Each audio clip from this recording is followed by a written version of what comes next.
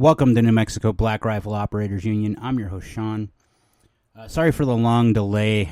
I was trying to mentally prep for this trip I went on with my church group, Marksman.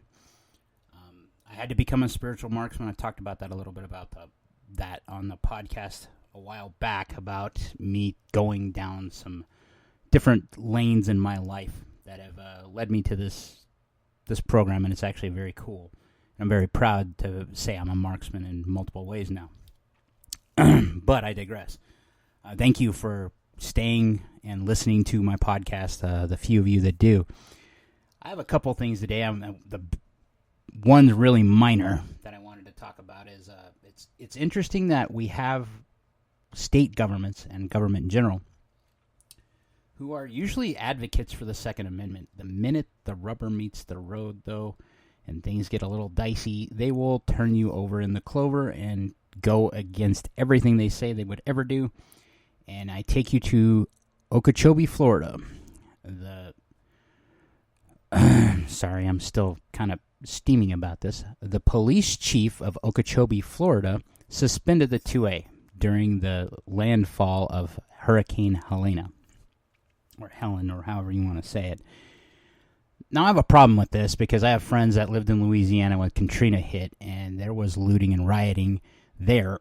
And this was done to stop people from being able to defend themselves against looters and rioters. The whole purpose of the Second Amendment is for that exact explicit purpose. And to be able to suspend that says our government has too much power. So, on to the next thing. So, I had a chance in my absenteeism in the last 4 or 5 days to go shoot with a group, and to shoot a group, that's where I'm going with this, with someone else's rifle.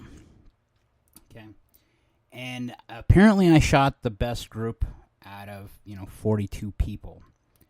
And my first thought was, oh, that's awesome. That just shows that I'm actually a good shooter, which I hope so. I trained to that level a lot. Then when I saw the group, I was actually very disappointed in it. And the reason why is because the bullets were actually keyholing. And it just shows the level of skill, not skill, of knowledge. These guys are good shooters, good people. They're just not gun people like me. And that is evident in what they're saying. They're like, look at those. The holes are all tight and close together. Yeah, that shows that what an actual shooting marksman does.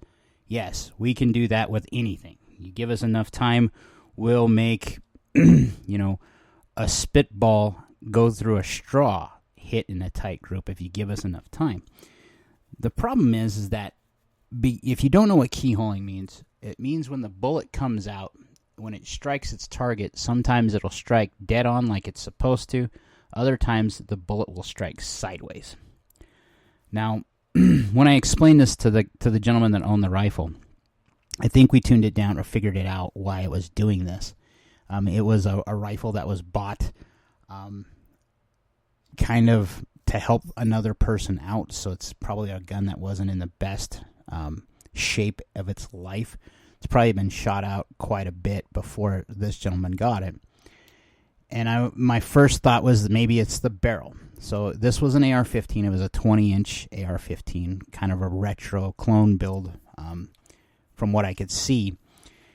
And I got about a 2-inch group with it, if not a little tighter, even with it keyholing, which kind of tells you what happens when you have a longer barrel in the 5.56. It will continue to hit in tight spots.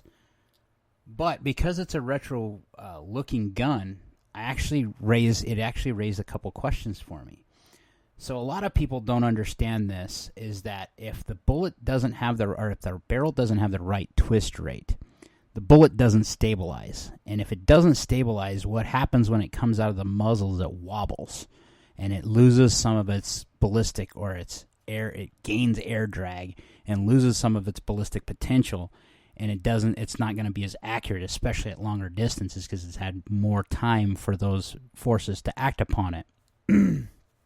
However, if you have a gun barrel in an AR-15 and you shot too many rounds through it, right around 10,000, 11,000 rounds for your average AR-15 barrel, and not saying, sample size of, well, no, that's usually pretty much the duty cycle. So I'm not even going to make a caveat to that for the AR-15.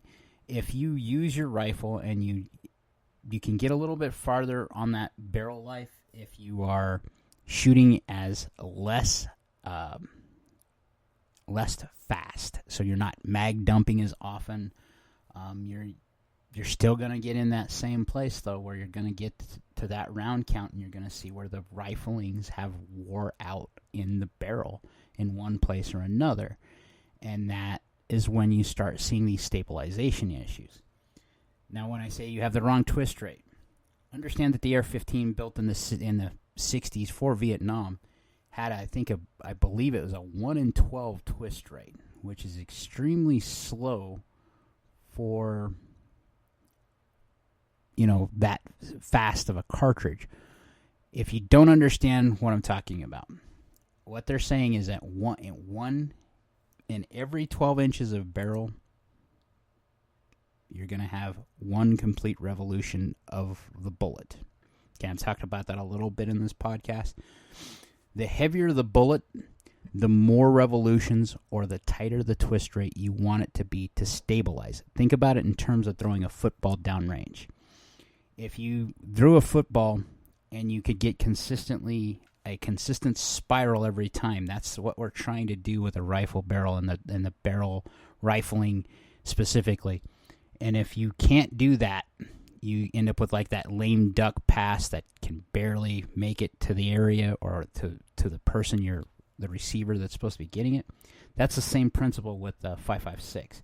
The more rifling, the more likely it's going to spiral and continue through its ballistic arc to where its intended destination is.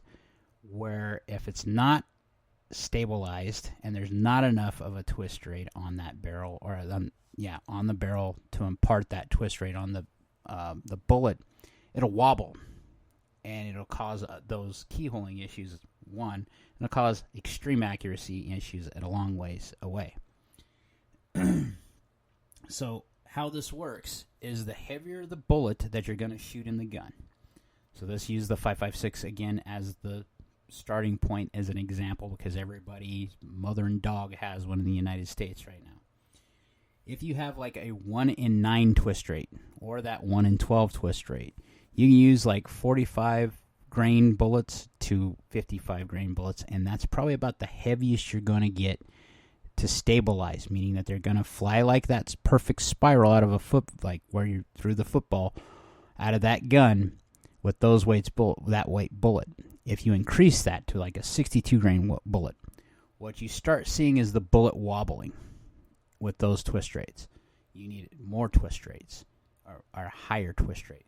So when I say a higher twist rate, you need to have more twists imparted on the bullet caused by having more lands and grooves cut in a shorter amount of time to impart the twist on the bullet faster so that it spins faster to make it stabilize. So if you go from like a 62 grain bullet to like a 70 grain or a 77 grain Razor Core for the IDF, when you use that, you need like a 1 in 7 twist or a 1 in 8 twist because you need that extra fast twist rate. That's the more correct term, a faster twist rate, so that it imparts that spin that we need to stabilize that bullet at longer distances. And I was trying to explain this to the gentleman who I think owned the rifle. He may have not owned it. It may have been somebody else, and he was just one of the guys that was trained enough to make sure everybody was doing this safely. And that's where I was like trying to explain what the problem was. That this is cool. Yes, this very much could have been the ammunition. It could be that you're using too heavy of a load, too heavy of a bullet specifically, in the specific twist rate that this gun has. Or it could be that the gun has been ridden hard and put up wet, and it needs to have a new barrel put on. So it was an interesting conversation, and I still have the target, and I'm going to keep it because it means something to me because of the group I was with that we did this with.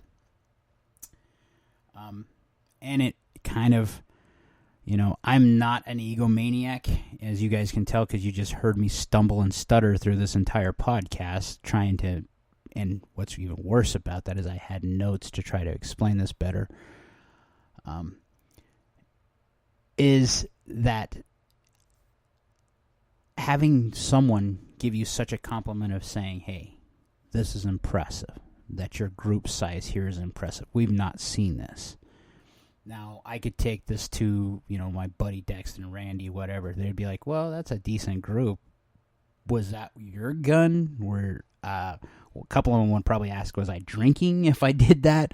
Because they've seen my group sizes be incredibly smaller than that. Okay, my brother would be one of those that's like, what the hell are you doing? But it just showed skill. That's what I wanted to do. And, I do have the skills. I do have the chops with rifles. And I'm learning how to use those other skills. I hope you guys had a great weekend. I hope you had some time to get to the range. I got to the range with a ton of new brothers. Like, share, subscribe. Most importantly, be great. And don't ever let the government take your guns.